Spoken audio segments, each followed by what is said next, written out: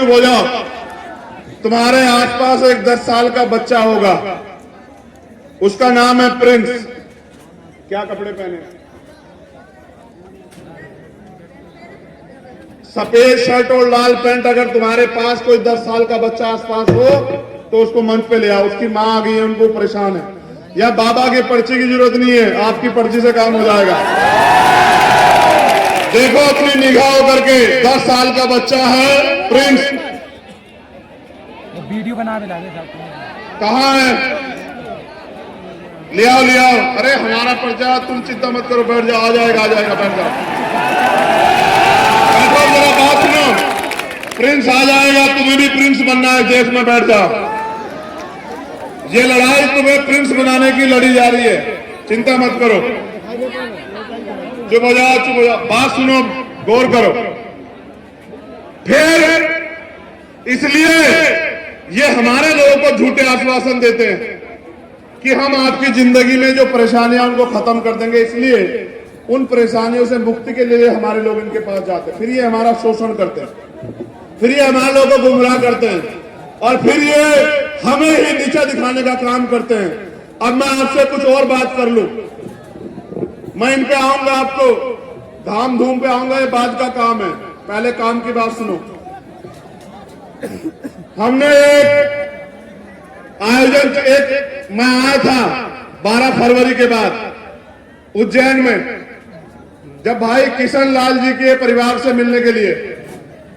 मैंने आपको मध्य प्रदेश का एक सच बताया। सच क्या था कि आज भी आजादी के 75 सालों के बाद लोगों के पास पक्के मकान नहीं है।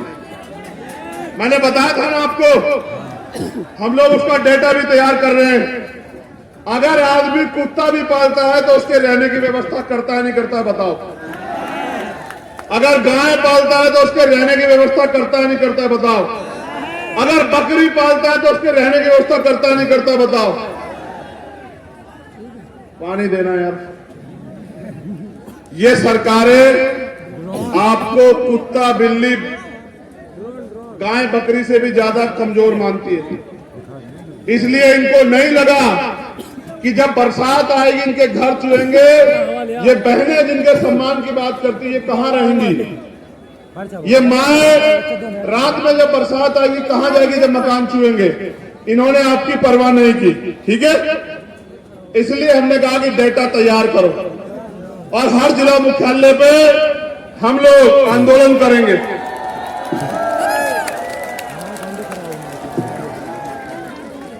और अगर फिर भी सरकार नहीं मानी तो हम मुख्यमंत्री का घेराव करेंगे भोपाल जाके, और मध्य प्रदेश के हर घर को जो कच्चा मकान है उसको पक्का मकान दिला के रहेंगे। ये हमारा वादा। जब मैं आपके अधिकारों की बात करूंगा, ये आपको गुमराह करने की बात करेंगे। फिर पहले डाटा तैयार होने के बाद अगला रास्ता भी आपको बता रहा हूं, गौर से सुनना।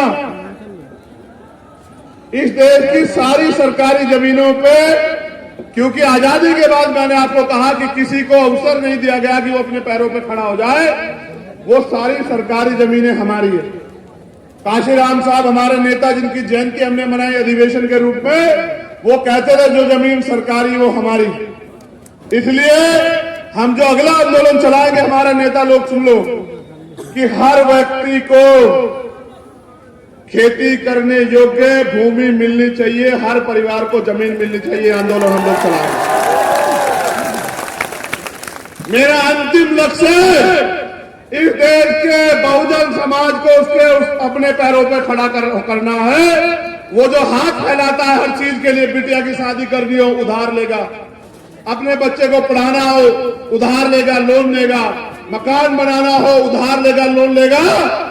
मैं आपका हाथ फैलाना बंद करवा दूंगा, मैं आपका हाथ ऐसे करवा दूंगा। आप लोग याद रखें, आगे बढ़ो।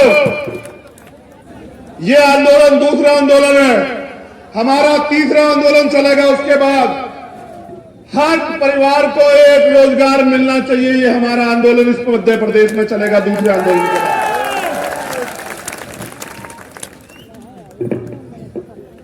उसके लिए भी हम लोग इसी तरह से सरकार को मजबूर करेंगे।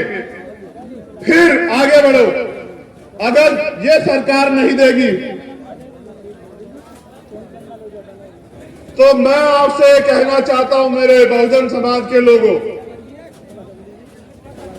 आप पे दो रास्ते हैं। चाहे तो बैसाखियों के सहारे रहो, चाहे किराए के मकान में रहो, या फिर अपने आंदोलन को इतना ताकतवर करो कि यहां इस मंच पे बैठे, आपके बीच में बैठे गरीब के बेटों को भी आपकी लड़ाई लड़ने का अवसर मिले। और जिस दिन आपने इस बात को समझ लिया कि जिन्होंने 75 साल में आपको जानवर से ज्यादा कुछ नहीं माना, उनका साथ छोड़ के आपको अपने आंदोलन को, अपने संगठन को, अपनी पार्टी को मजबूत करना है, मैं उस दिन कहता हूं कि आपकी तरफ आंख उठाने वाला मध्य प्रदेश में कोई माई का लाल पैदा नहीं होगा। मेरा वादा आप लोगों को। क्या दोबारा किसी सेना ने कहा कि हम आंदोलन करेंगे आपके अधिकार के खिलाफ? एक बार आपने ताकत दिखाई, एक बार में सबको पता लगा कि इनको मत छेड़ना। एक बार आपने ताकत दिखाई थी 2 अप्रैल को। मैं इस मध्य प्रदेश की भूमि को नमन करता हूं। ये क्रांतिकारियों की भूमि है, इतिहास गवाह है। बुंदेलखंड हो, ग्वालियर हो, मुरैना हो, डबरा हो, आप लोगों ने 2 अप्रैल का आंदोलन भी अपने खून से सींचने का काम किया। आपका कोई तोड़ नहीं है मेरे बहुजन समाज के लोगों। मैं आपसे ये कहने आया हूं, आप ये बताओ पूरी ईमानदारी से, जब ही आपके अधिकारों के खिलाफ आंदोलन इस प्रदेश में हुआ, क्या कोई नेता आपके पक्ष में बोला? अपने सच्चे मन से हाथ उठा के बताओ, बोला है नहीं बोला? नहीं बोला ना। यानी कि अगर आपके अधिकार छीन में जाएंगे तो नेताओं को फर्क नहीं पड़ता ना। पहली बात, जब आप मेरे परिवार का यहां अपमान हुआ इसी छतरपुर की धरती पे, और एक गुंडा मेरे परिवार को अपमानित करता है, डराने का काम करता है, आप बताओ कोई नेता बोला आपके पक्ष में जब तक बीमार भी नहीं खड़ी हुई? यानी कि जिन्हें आपके मान सम्मान से भी मतलब नहीं, जिन्हें आपके वजूद से भी मतलब नहीं, आपको उनको ताकत देनी भी बंद करनी पड़ेगी मेरे बहुजन समाज के लोगों, वरना वो आपसे ताकत लेंगे। देखो, गौर करो मेरी बात पे, आप जिसको वोट दोगे वो ताकतवर होगा, ठीक है? जो ताकतवर होगा वो अपने बच्चों को ताकतवर करेगा। आप मुझे वोट दोगे, कौन ताकतवर होगा? मैं ताकतवर हूंगा तो तरक्की किसकी होगी बताओ? ना मुझे यहां से विधायक बनना, ना मुझे यहां से एमपी बनना, ना मैं यहां मुख्यमंत्री बनना चाहता हूं। मैं तो आप लोगों को आपके पैरों पे खड़ा करने के लिए यहां मध्य प्रदेश में आया, बस। क्या मैं इस सरकार के आगे हाथ फैला रहा हूं अपनी किसी मांग के लिए? ना मुझे कोठी चाहिए सरकार से, ना बंगला चाहिए, ना सुरक्षा चाहिए, ना इनका कोई साधन चाहिए, मगर मुझे एक चीज चाहिए। हजारों साल मेरे लोग अब इस देश में अन्याय का सामना करते रहे, और मेरे रहबर बाबा साहब अम्बेडकर अपने 4-4 बच्चों कुर्बानी देके गए। मान्यवर काशीराम साहब ने अपना पूरा जीवन लगा दिया। ये है प्रिंस। प्रिंस को एक एक करके आगे भेजते जाओ, बहुत बहुत, और बैठे रहो। देखो, पता लगाओ ना किसके पर्चे में ज्यादा दम है। प्रिंस के लिए रास्ता बना दो, बहुजन समाज के योद्धाओं रास्ता बनाओ। ये बाबा साहब अम्बेडकर के अनुयायी हैं, इनका मुकाबला कोई नहीं कर सकता है देश दुनिया में, सब लोग जानते हैं। आप लोग बैठ जाओ, प्रिंस को आने दो और प्रिंस को अपनी मां को सौंप दो। अब मेरी बात पे गौर करो, समय कम है। आप आज आए हो, यहां जाना चाहिए था उस गुंडे को जेल, लेकिन सरकार ने जेल नहीं भेजा। जब मैंने घोषणा कर दी, पहले मैंने भाई सुनील बैरसिया जी को भेजा और आरडी प्रजापति जी को। मैंने इनसे कहा भाई जाओ, ओबीसी महासभा के लोगों से कहा भाई जाओ और जाके देखो कि क्या है सही मामला। प्रिंस को भेजो, जल्दी अंदर भेजो, भेज दो, बहुत अच्छे। ऊपर भेज लो, यहां से ऊपर ले लो। अब आप बैठ जाओ भाई, बैठ जाओ, समय कम है मेरे पास। उनकी मां को सौंप दो, बस चुप हो जाओ। 20 मिनट और है, हिम्मत रखो, तुम्हारी हिम्मत जवाब तो नहीं दे रही है। तो उसे पाखंडी को जाना चाहिए था जेल। उसका दिमाग खराब हो गया था, उसे लगा कि सुन लो पहले कि हम ही सबसे बड़े ताकतवर हैं। उसे लगना भी चाहिए, गलतफहमी किसी को भी हो सकती है। हमारे यहाँ तो कहते हैं कुत्ता पालो, बिल्ली पालो, बकरी पालो, लेकिन गलतफहमी मत पालो।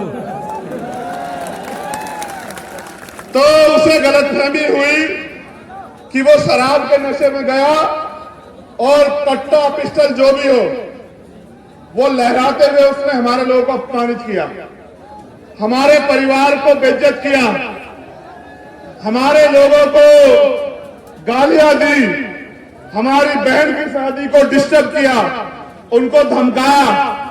हमारे लोगों ने आगे बढ़ के जब मुकाबला किया तब मुकदमा दर्ज हुआ। जब मैंने घोषणा की कि हम आ रहे 17 तारीख में, सरकार सुन ले, इन्हें लगा, यहाँ के एसपी भी है भैया, मेरी बात को याद रखना एसपी महोदय, जिस दिन सरकार बदलेगी मुख्यमंत्री नहीं बजाएगा आपको। कानून के डंडे में बहुत ताकत है, कभी हमारी कभी तुम्हारी, याद रखना। मेरे लोग भी तुम्हारी इस चोट का जवाब वोट से देंगे, याद रखना। गौर करो, गौर करो मेरे नौजवान सिपाहियों, मेरे योद्धाओं। उनको पता था कि जब चंद्रशेखर आके लड़ेगा तो वो कहेगा 307 में पर्चा दर्ज क्यों नहीं किया। मैं वकील हूं, वो पूछेगा कि दफा 25 का मुकदमा क्यों नहीं लेगा, लगाया वो अवैध असला लेके घूम रहा था। बाबा जी ने हमारे परिवार को बुलाया, डरा, परिवार भी डर गया क्योंकि बहुत ताकतवर व्यक्ति है। मुख्यमंत्री उनके यहां बैठे रहते हैं, आईजी डीआईजी एसपी उनके यहां बैठे रहते हैं, उनको लगा इनके सामने कौन लड़ेगा। लेकिन जैसे ही ये नीले पटके वाले, पीले पटके वाले उनके पास पहुंचे, फिर उसने कहा कि नहीं, टॉर्च नहीं कट्टा था। फिर उसने कहा कि नहीं, उस पाखंडी को जेल में होना चाहिए। इन्होंने जानबूझ के, इससे पहले मैं आ जाऊं और मैं 307 और दफा 25 ऐड कराऊं और फिर उसको बेल नहीं मिलेगी, इन्होंने संविधान से डर के उसको गिरफ्तार कराया और फिर उसको न्यायपालिका में हस्तक्षेप करके उसको बेल दिलवा दी। और लोग कहते हैं कि SC ST का मुकदमा, कहां था SC ST का मुकदमा, उसको तो बेल मिल गई।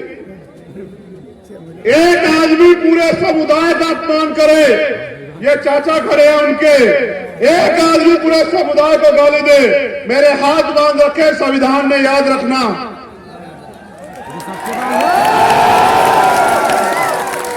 अगर संविधान को ना मानता तो तुम्हें बताता कि अपमान कैसे किया जाता है, याद रखना मेरी बात को। बाबा साहब अम्बेडकर का खून हूं, संविधान को मानता हूं, इसलिए मैंने कहा कि संवैधानिक रूप से लड़ेंगे। लेकिन आपने देखा कि जब आपके पास राजनीतिक ताकत नहीं है तो किस तरह से आपका अपमान करने वाला व्यक्ति भी घर में आराम से जाके सोता है।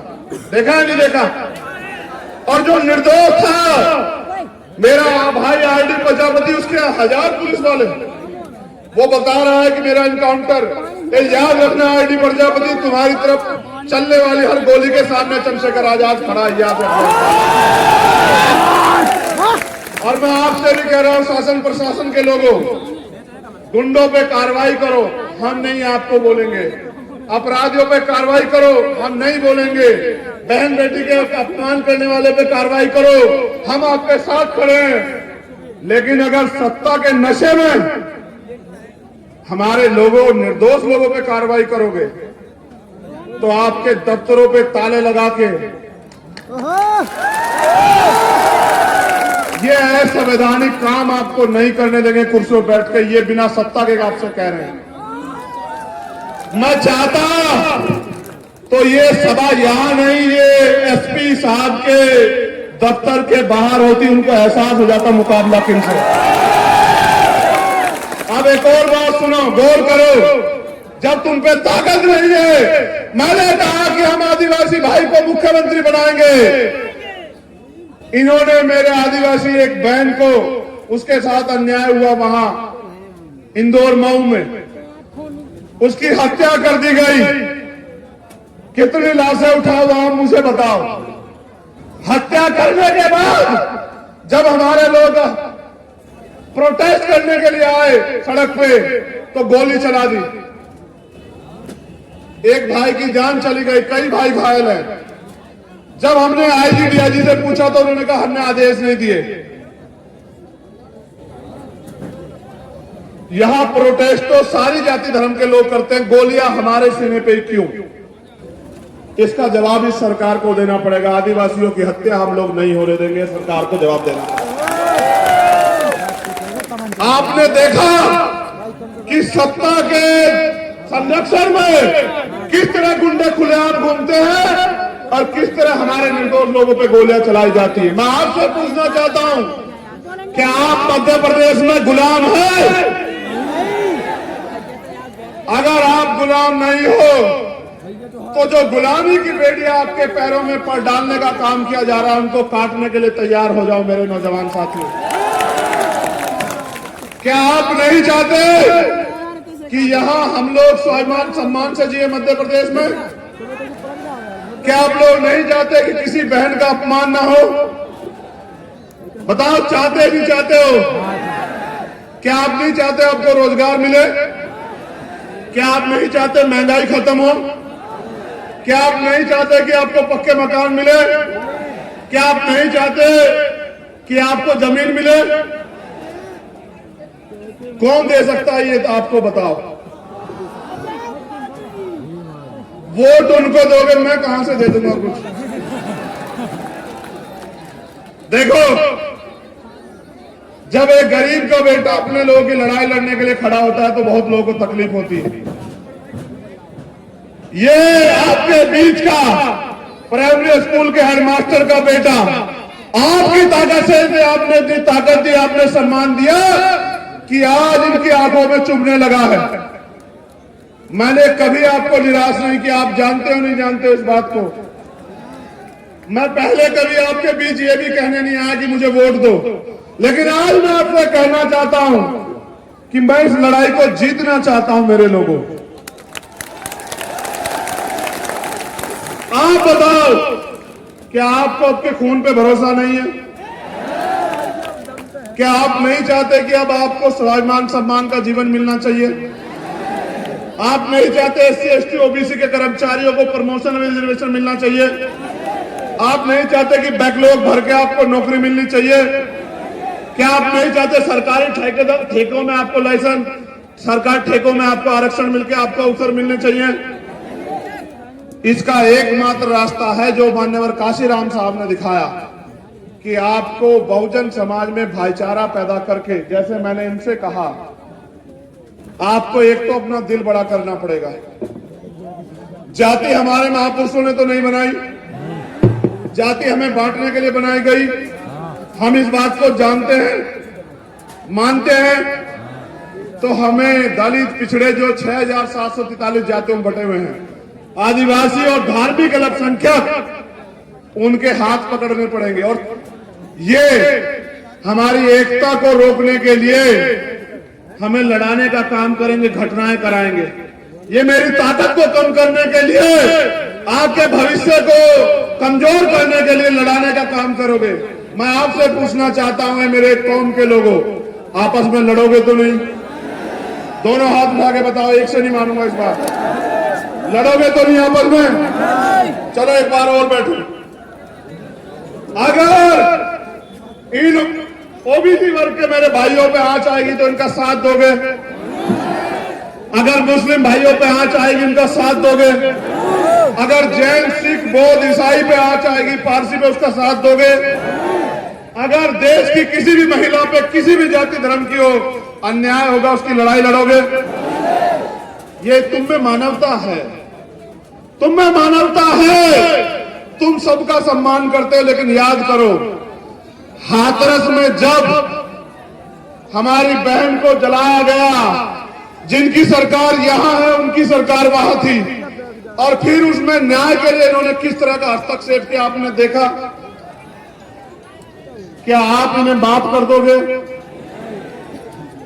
क्या आप इनको आजादी दोगे कि अगले 5 साल ये मैं लोगों की खून से होली खेले? क्या आप इनको आजादी दोगे कि ये मेरी माँ बहनों को बेइज्जत करे, उनका शोषण करे, उनको मारने की आजादी दोगे इन्हें? अगर आजादी नहीं दोगे तो आजादी लेने का काम करो मेरे लोगों। आपको आजादी इस मुल्क में तभी मिलेगी जब इस देश की, इस प्रदेश की राज सत्ता आपके हाथ में आएगी। वोट आपका है तो राज किसका होना चाहिए बताओ? जब वोट आपका है तो राज किसका होना चाहिए बताओ? जब आपका राज आएगा, सोचो आपका राज आएगा तो यहां अगर सभा होगी तो कुर्सियां लगी होंगी या जमीन पर बैठना पड़ेगा बताओ? देखो मैं धन्यवाद देता हूं यहां के एक एक कार्यकर्ता का, दोनों हाथ जोड़ के धन्यवाद देता हूं। आपने अपने पैसे का सही प्रयोग करके इस सभा को सफल बनाया। आपने जवाब दिया उनको जो ये कहते हैं कि एक गरीब का बेटा आगे नहीं बढ़ सकता, उनको जवाब दिया। आप मोटरसाइकिल पे आए, पैदल आए, और मैं जानता हूं, मैंने देखा भूखे पेट आए, मैंने देखा भूखे पेट आए हो, मैंने देखा। आप इस जगह से एक जगह कम पड़ी है, आप अपने पैर पे खड़े हो। मेरे खून का एक एक कतरा आपके सम्मान में हमेशा जारी रहेगा, इस बात को आप याद रखना। एक कहावत है पंजाब में, सुनोगे? सुनाऊं? कहावत है, मन पक्के दूध दा कीपा। मन पक्के दूध दा कीपा, अगर कटड़े नू चुंगन नहीं मिलिया। इसको हिंदी में समझ लो, उस वोट का क्या फायदा? पहले उसको समझा दो। मन पक्कन दूध यानी के इतने सारे दूध का क्या मतलब, क्या फायदा अगर कचड़े को, भैंस के बच्चे को चूमने को ना मिले, उसका पेट ना भरे। इस आपकी वोट का क्या फायदा होगा अगर आपकी सरकार, आपकी सत्ता ना आए? आप बताओ। वोट आपकी सरकार उनकी नहीं चलने दो मेरे लोगों, वो आपके बदन से खाल खींच लेंगे। वो ये क्या करेंगे बताओ?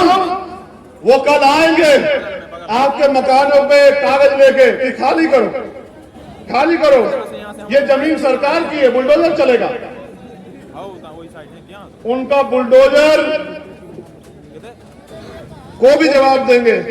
लेकिन आप पे मौका आ गया, आप यहां आए हो तो यहां से प्रण लेके जाना मेरे साथियों कि इस बार किसी भी कीमत पे हम अपने भाईचारे को टूटने नहीं देंगे और अपने भाई को यहां से छतरपुर की धरती से ताकत देके भेजोगे। ये वादा करना पड़ेगा आपको।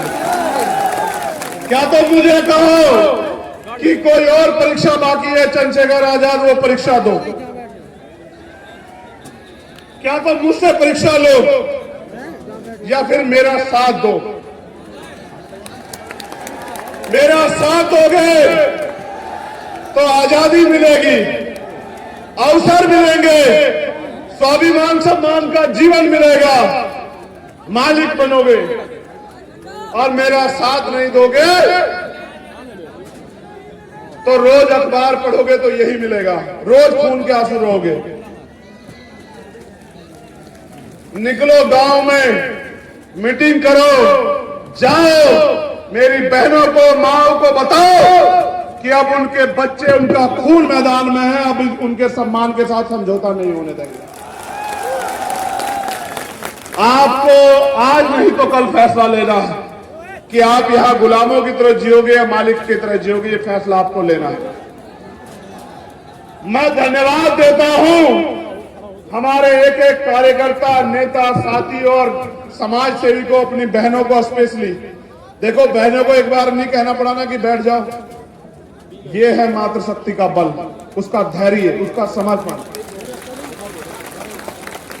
इन मातृशक्ति को आपको जाके समझाना पड़ेगा कि अंधविश्वास पाखंडवाद से बाहर निकल के बाबा साहब अम्बेडकर की मूवमेंट की तरफ चलो, फूले साहू की मूवमेंट की तरफ चलो। अगर बनना है तो बनो मां अवंतिका बाई लोधी, बनना है तो बनो मां झलकारी बाई, बनना है तो बनो मां पन्ना भाई, बनना है तो बनो मां रमाबाई, बनना है तो बनो मां सावित्री बाई, बनना है तो बनो मां फातिमा शेख, और अगर बनना है तो बनो फूलन देवी। इतिहास आपको आपके गौरव से याद रखे।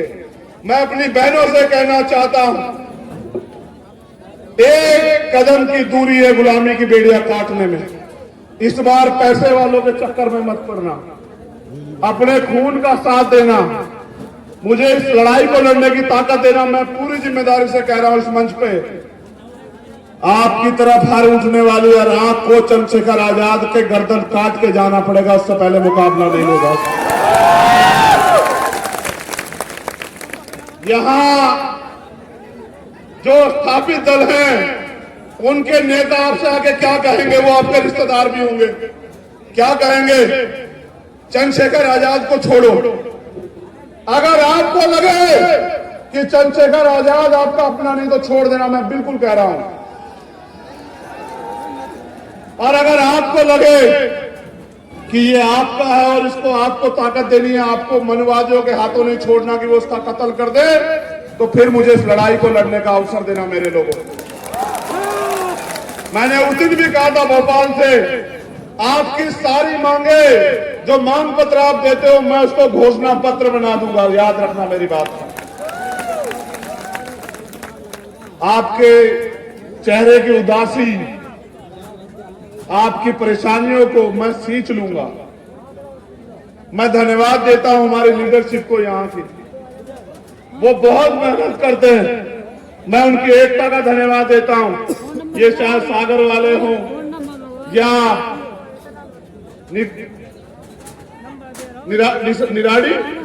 निवाड़ी वाले हों, या ये इंदौर मुरैना भोपाल वाले हों, ग्वालियर वाले हों, छतरपुर वाले हों, विदिशा वाले हों, पूरे मध्य प्रदेश के लोगों को कह रहा हूं, मैंने भी अगर सबसे ज्यादा प्यार और विश्वास कहीं पाया तो मध्य प्रदेश में पाया। इस प्यार और विश्वास को ऐसे मुट्ठी तान के राजनीतिक शक्ति में बदल दो मेरे लोगों, फिर देखना कि बाबा साहब अम्बेडकर का सपना क्यों पूरा नहीं होता इस देश में, मान्यवर काशीराम साहब का सपना क्यों पूरा नहीं होता इस देश में। आओ हाथ पकड़ लो एक दूसरे के, ऐसे हाथ पकड़ लो एक दूसरे के, खड़े हो जाओ अपनी जगहों पे, हो जाओ खड़े, ऐसे खड़े हो जाओ हाथ पकड़ के, और वादा करो कि हमारी एकता को कोई नहीं तोड़ सकता।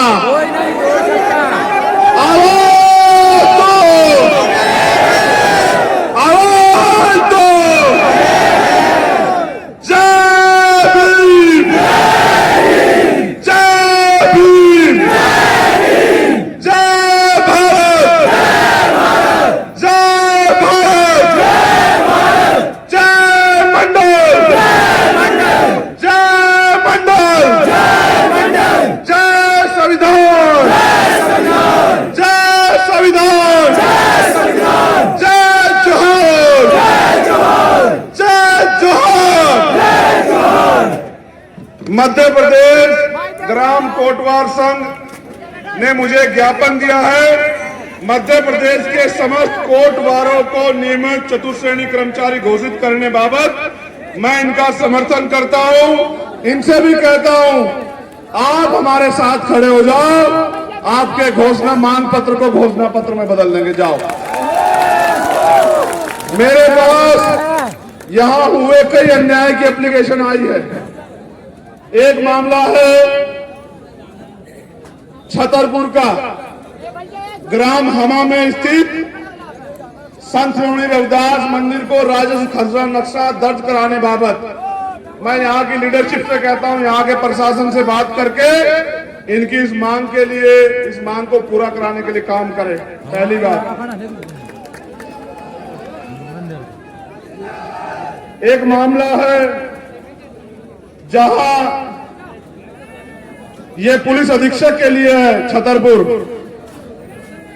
गोकुल महेश निरंजन की भैंस हमारे खेत में मूंगफली की फसल उसने खराब कर दी और इनके साथ अन्याय हुआ है।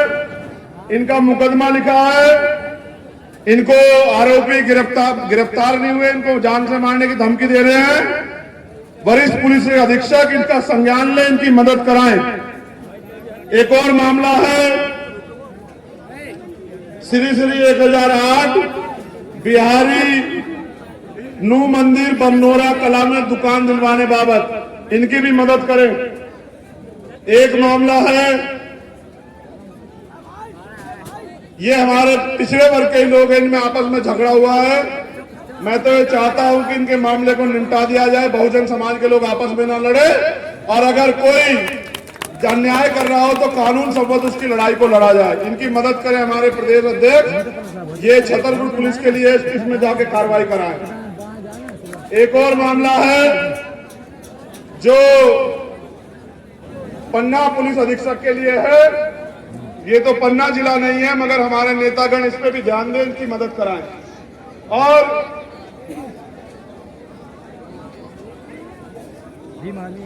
लाइसेंस में कितने दाम है? हाँ, अभी संपूर्ण प्रभुत्व संपन्न समाजवादी पंथनिरपेक्ष लोकतंत्रात्मक गणराज्य बनाने के लिए तथा उसके समस्त नागरिकों को सामाजिक, आर्थिक और राजनीतिक न्याय, विचार, अभिव्यक्ति, विश्वास, धर्म और उपासना की स्वतंत्रता, प्रतिष्ठा और अवसर की समता प्राप्त कराने के लिए तथा उन सब में व्यक्ति की गरिमा और राष्ट्र की एकता और अखंडता सुनिश्चित करने वाली बंधुता बढ़ाने के लिए दृढ़ संकल्प होकर आज का दिन हमारा है, यहाँ 17 तारीख को संकल्प लेते हैं कि हम भारतीय संविधान को सुरक्षित रखेंगे और उसको पूर्ण रूप से लागू कराएंगे। एक और संकल्प करो, अगर आप मुझसे विश्वास करते हो, मेरे अंदर मुझ पे प्यार करते हो, तो कि हम SC ST OBC माइनॉरिटी के लोग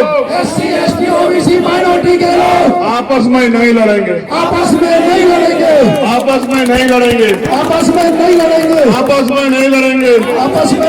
क्योंकि दुश्मन साजिश करके लड़ा के हमें बांटने का काम करेगा। हमें बंटना नहीं है, हम सदियों से बढ़ते आए हैं। अगर आप इन धामों में नहीं जाओगे तो इन पाखंडियों की दुकानें बंद हो जाएगी, याद रखना मेरी बात। वहां धर्म नहीं, धंधा चलता है। आप धंधे में शामिल ना हो, धंधा बंद, दुकान बंद। अब किसने गलती की? धंधे वालों ने। फिर आऊंगा छतरपुर, इसलिए मुस्कुरा रहा हूं कि तुम्हारे चेहरों पे मुस्कुराहट नहीं है। हमारी एकता जिंदाबाद। जय भीम।